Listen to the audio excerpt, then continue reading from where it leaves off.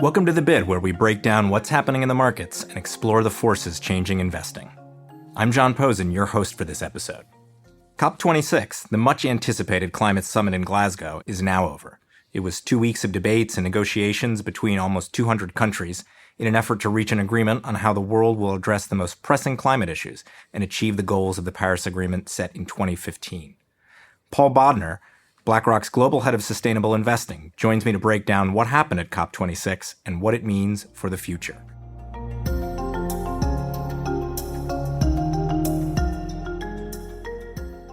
Paul, welcome back to The Bid. Great to be with you.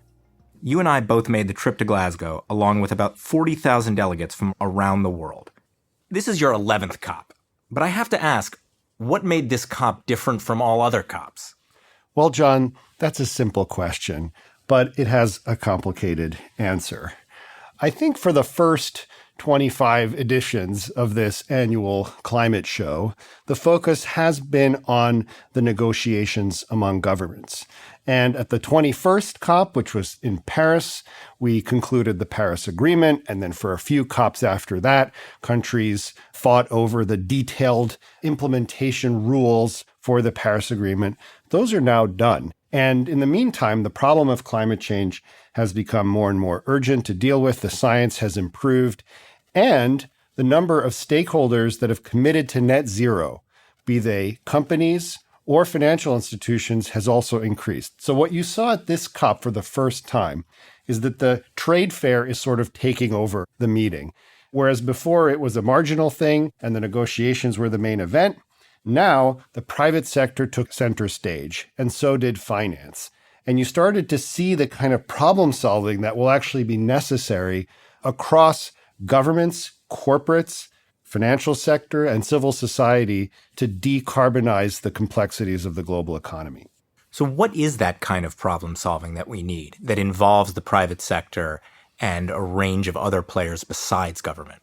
So if you think about the way the global economy is actually organized, it's not divided into 197 pieces.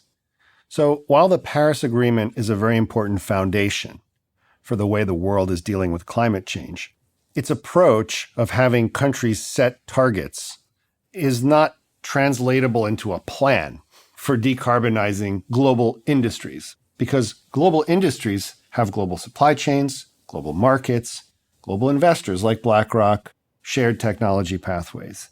So we need to think and act like the economy we are trying to decarbonize.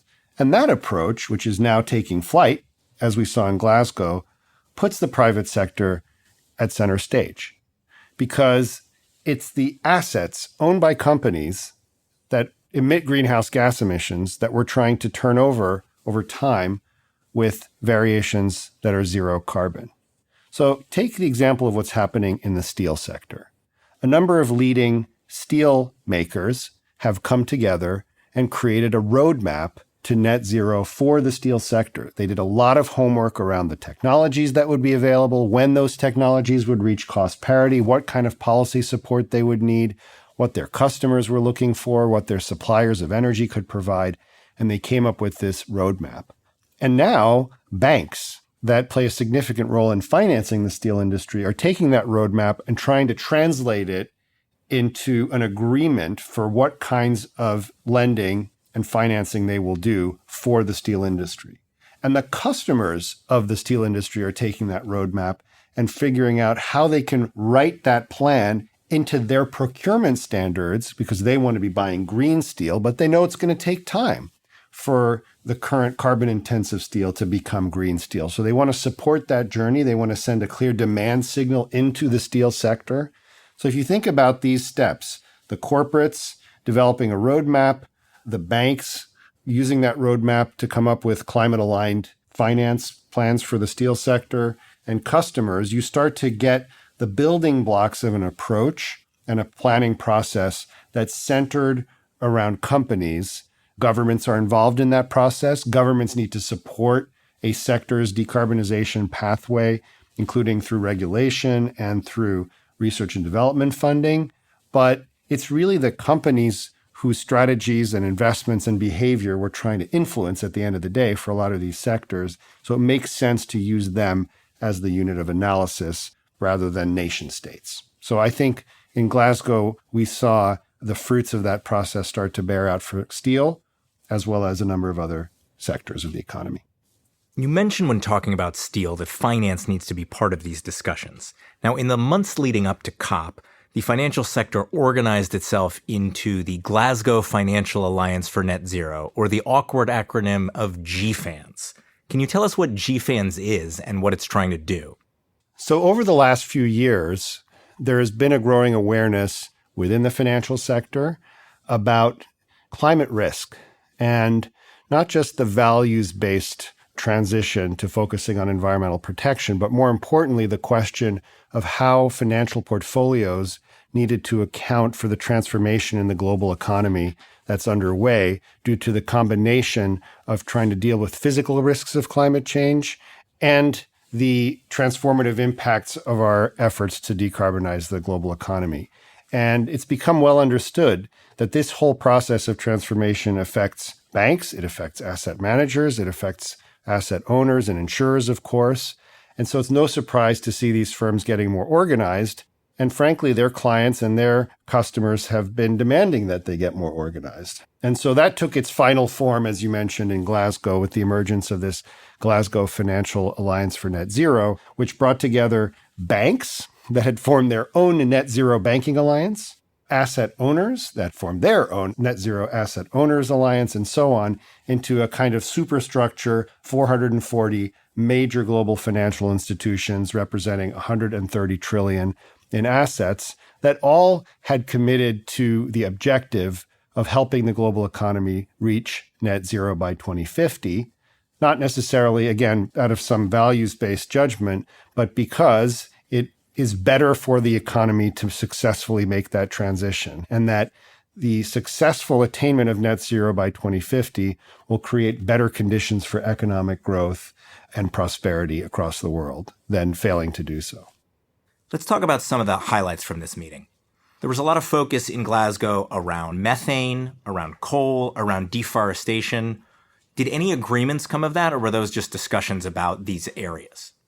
Yes. So one of the really interesting things about this meeting is that the biggest breakthroughs came not from individual country announcements, but from these thematic areas that you mentioned. So in the area of coal, the Powering Past Coal Alliance, which is a public-private coalition, swelled to include coal-dependent countries for the first time, like South Korea, Poland, Vietnam, and Egypt.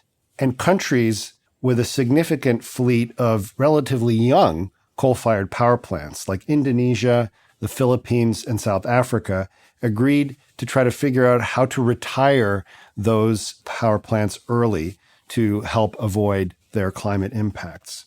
In the area of deforestation, more than 130 nations representing more than 85% of the world's forest cover committed to ending deforestation by 2030, and that will have significant implications for supply chains for agriculture and commodities.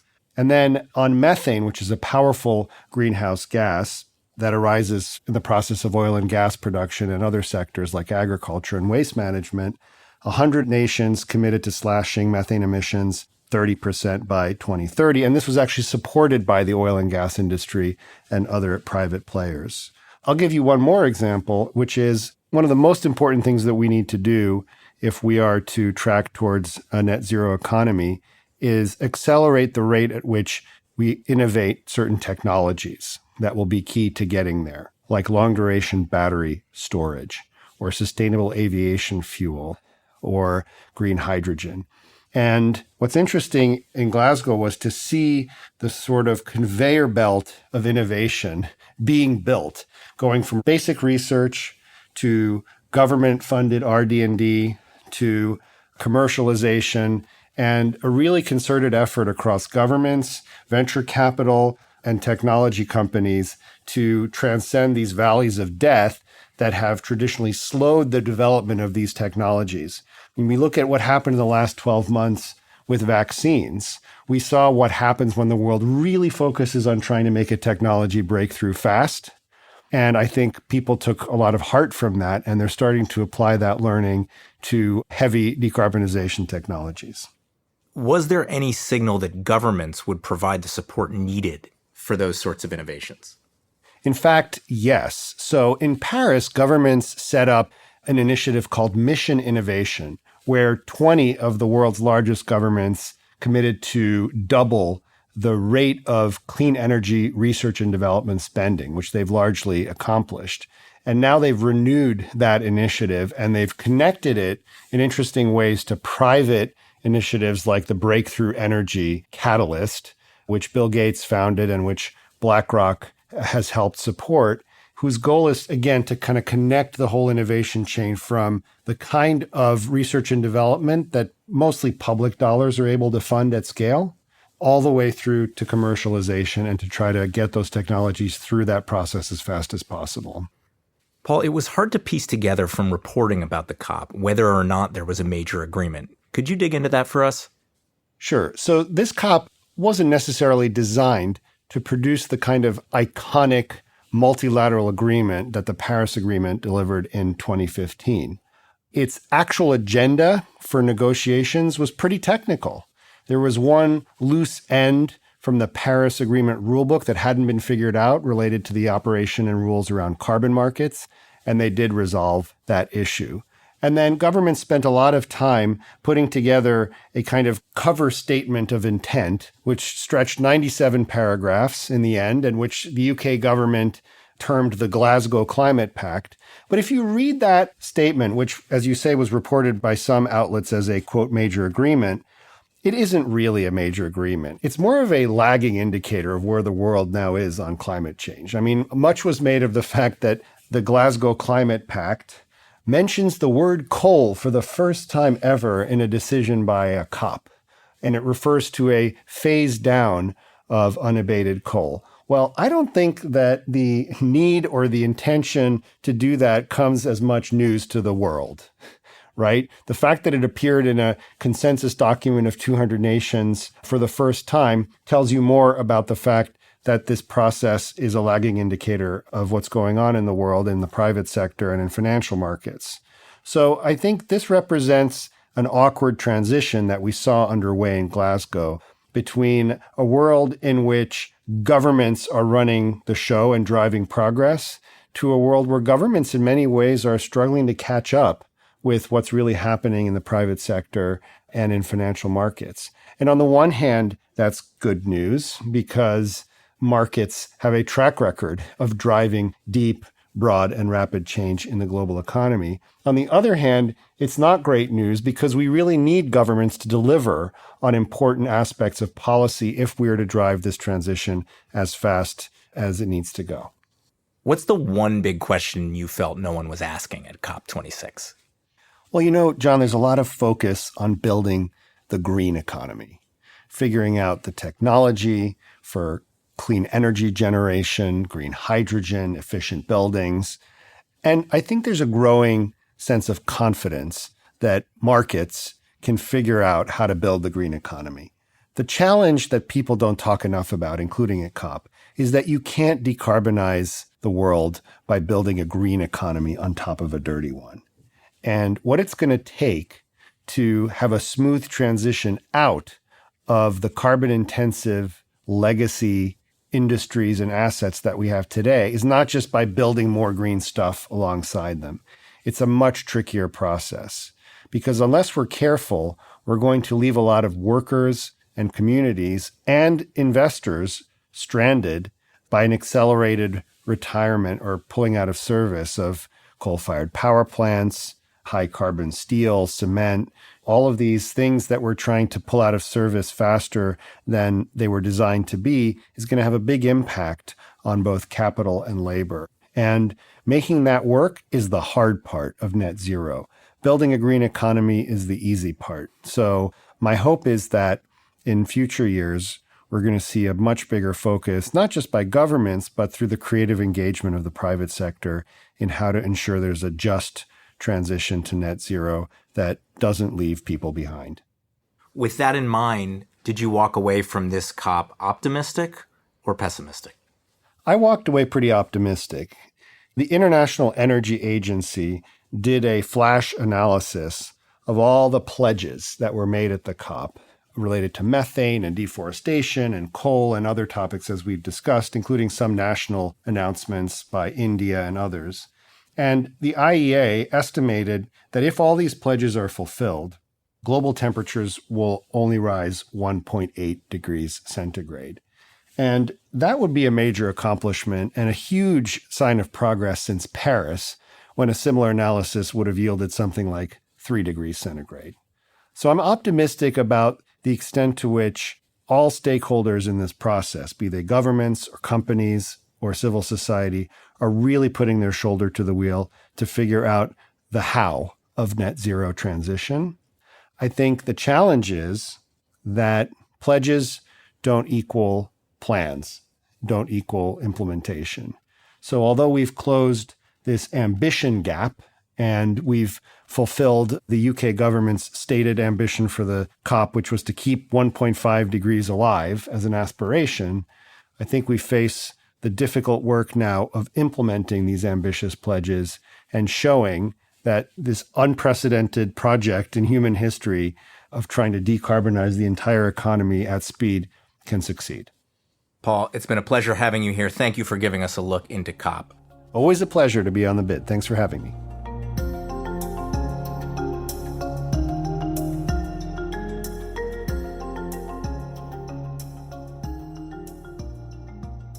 This information is for informational purposes only and is prepared by BlackRock, is not intended to be relied upon as a forecast, research, or investment advice, and is not a recommendation, offer, or solicitation to buy or sell any securities or to adopt any investment strategy.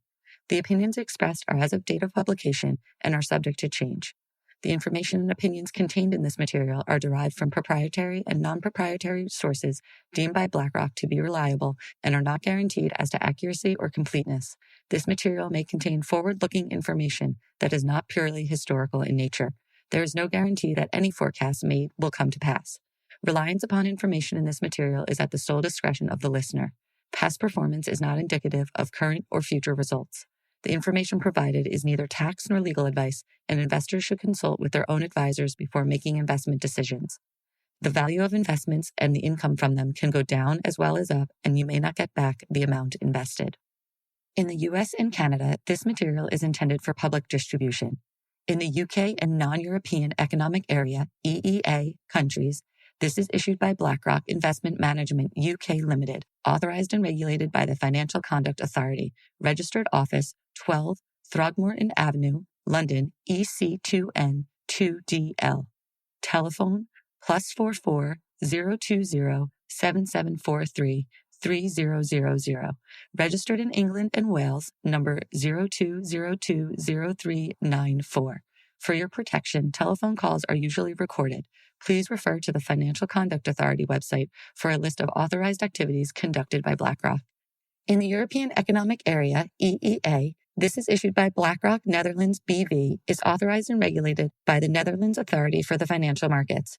Registered office Amstelplein 1, 1096 HA, Amsterdam. Telephone 020-549-5200. Telephone 3120-549-5200.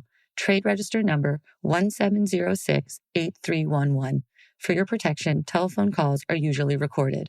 For investors in Switzerland, this is marketing material. In Singapore, this is issued by BlackRock Singapore Limited, company registration number 20001014-3N. This advertisement or publication has not been reviewed by the Monetary Authority of Singapore. In Hong Kong, this material is issued by BlackRock Asset Management North Asia Limited and has not been reviewed by the Securities and Futures Commission of Hong Kong. In Australia, issued by BlackRock Investment Management Australia Limited ABN 13006165975 AFSL 230523 BIMAL. The material provides general information only and does not take into account your individual objectives, financial situation, needs, or circumstances. Before making any investment decision, you should assess whether the material is appropriate for you and obtain financial advice tailored to you, having regard to your individual objectives, financial situation, needs, and circumstances. In Latin America, this material is for educational purposes only and does not constitute investment advice, nor an offer or solicitation to sell or a solicitation of an offer to buy any shares of any fund, nor shall any shares be offered or sold to anyone in any jurisdiction in which an offer, solicitation, purchase, or sale would be unlawful under the securities law of that jurisdiction. If any funds are mentioned or referred to in this material, it is possible that some or all of the funds may not have been registered with the securities regulator of Argentina, Brazil, Chile, Colombia, Mexico, Panama, Peru, Uruguay, or any other securities regulator in any Latin American country, and thus may not be publicly offered within any such country. The securities regulators of such countries have not confirmed the accuracy of any information contained herein. The provision of investment management and investment advisory services is a regulated activity in Mexico, thus is subject to strict rules. For more information on the investment advisory services offered by BlackRock Mexico, please refer to the Investment Services Guide available at www.blackrock.com/MX. Copyright 2021, BlackRock Incorporated. All rights reserved. BlackRock is a registered trademark of BlackRock Incorporated. All other trademarks are those of their respective owners.